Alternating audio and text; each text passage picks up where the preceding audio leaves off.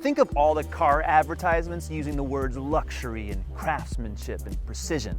All the car makers are trying to justify their higher prices, and they're all trying to look better than they actually are. But not the Honda Passport. This is exactly what it looks like. It's a box, it's full of seats, there's lots of space, and it's built to last a long time. There is nothing complicated about the Passport, and among the 24 midsize SUVs that you can buy brand new, simplicity might be just what you're looking for.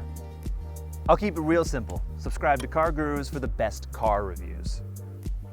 The Passport was new for 2019.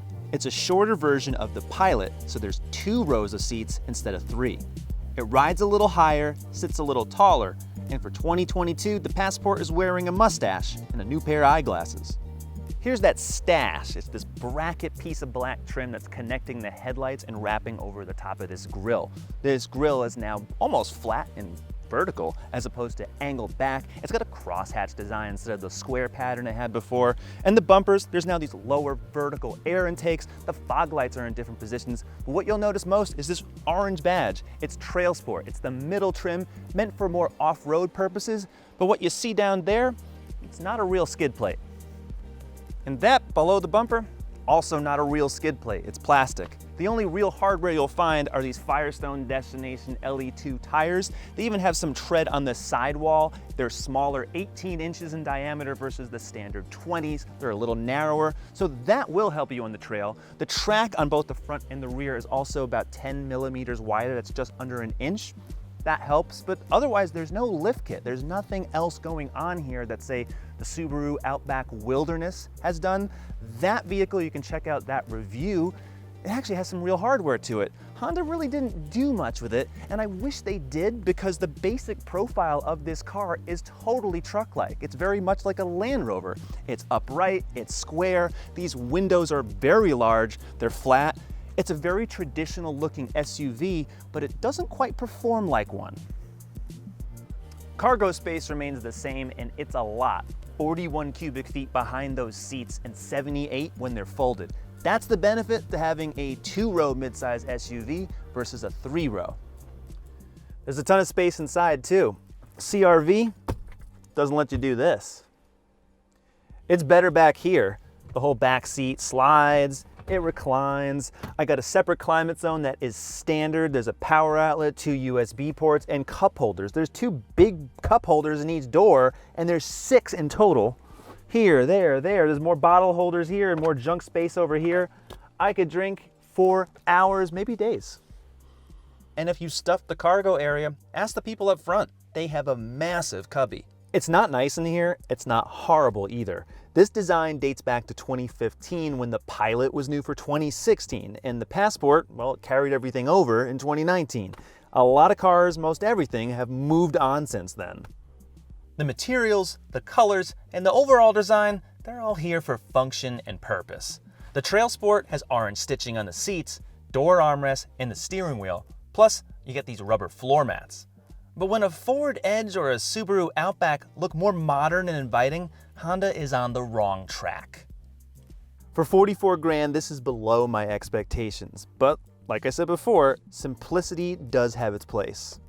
Buttons over here deactivate safety features, or they activate the heated glass for the windshield wipers. There's easy mirror adjustments and stalks. Climate controls with a separate readout. 2 small digital displays. There's almost nothing to relearn.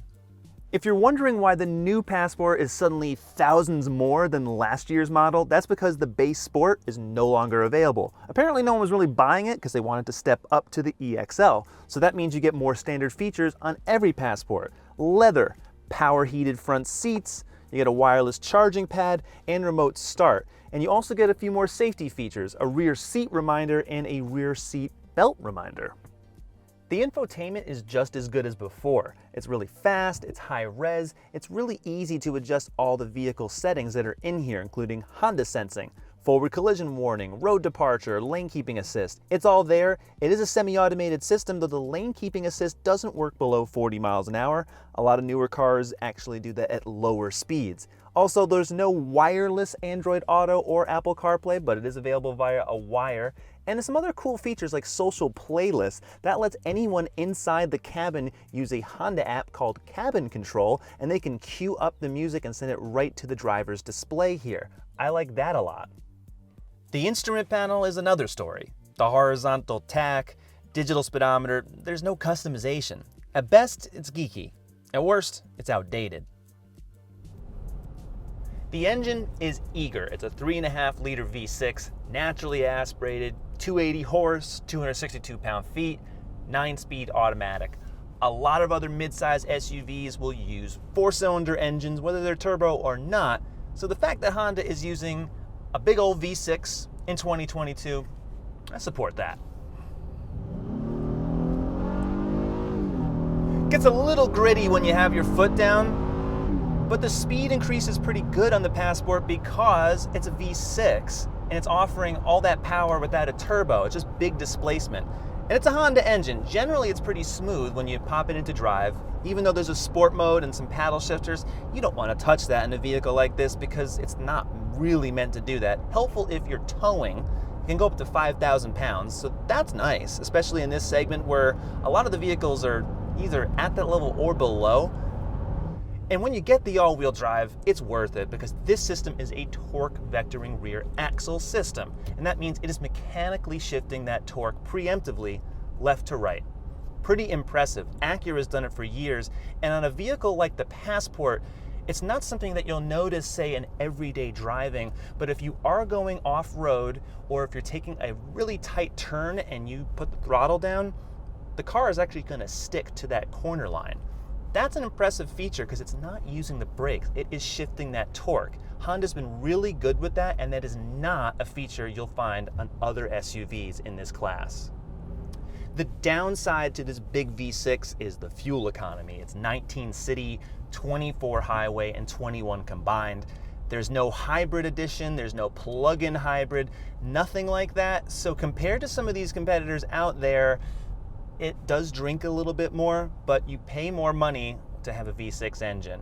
That is the only choice you're getting. But the ride is just cushy. It's compliant, and it doesn't really roll that much despite this size. The main problem, to me, is the steering. It definitely feels a bit ponderous. It's a little too wobbly, so it makes this Passport feel like it's the larger Pilot even larger.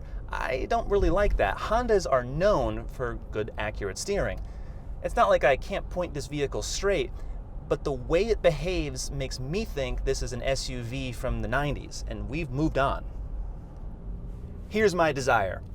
That Passport. It races in the American Rally Association. It's lifted. It's got big mud tires. It looks pretty awesome. And then I'm driving this. It's the Passport TrailSport. There's nothing in common with it. I wish that Honda would actually do something real and bring their performance division to this vehicle. Lift kit, put a limited slip diff on the back. Heck, just put some real skid plates. I don't care. It just needs something more than an appearance package and some nicer tires. I can buy those myself. If Honda is developing something from the ground up, they can do more. You see what they do with the Civic Type R. Plenty of other vehicles that Honda engineers, including trucks, because the Ridgeline is also another racing truck that they have. It's not quite the same here. It does not carry over, and SUVs of this type are actually coming back. People want more truck options as opposed to all the crossovers, and Honda has a hole that they could fill. I wish they did it. The 2022 Passport comes in 3 trims instead of 4. The EXL is now the base at $37,870. That's the front-wheel drive version. With all-wheel drive, the price is about $40. Honda sells all their cars with very few options, so it's easy to price the Passport. My TrailSport with extra charge paint was $44,090 with Destination.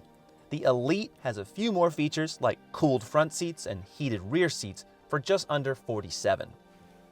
Many midsize SUVs steer and handle better, and they look and feel better inside and out. The Jeep Grand Cherokee and Kia Sorento are 2 of the best examples. Among 3-row SUVs, the Kia Telluride, Toyota Highlander, and Nissan Pathfinder deliver a more premium, fully furnished experience for the same price. Even the Ford Edge has a higher tech interior, and that car is really old. Being basic is one thing. Being cheap and old feeling, that's another. The Passport really needs more of everything. More style, more tech, more genuine off-road capability. Now for practicality and reliability, the Passport hits all the marks. But for the next Passport, I want to see Honda really double down and give us a proper, new, sophisticated SUV that can compete with all the other midsize SUVs, because right now, those newer vehicles are delivering more features, more style for the same money as this car. So what do you guys think? What midsize SUV would you buy? Well, subscribe to CarGurus and go to cargurus.com because we review them all and we list them all. Thanks for watching. We'll see you next time.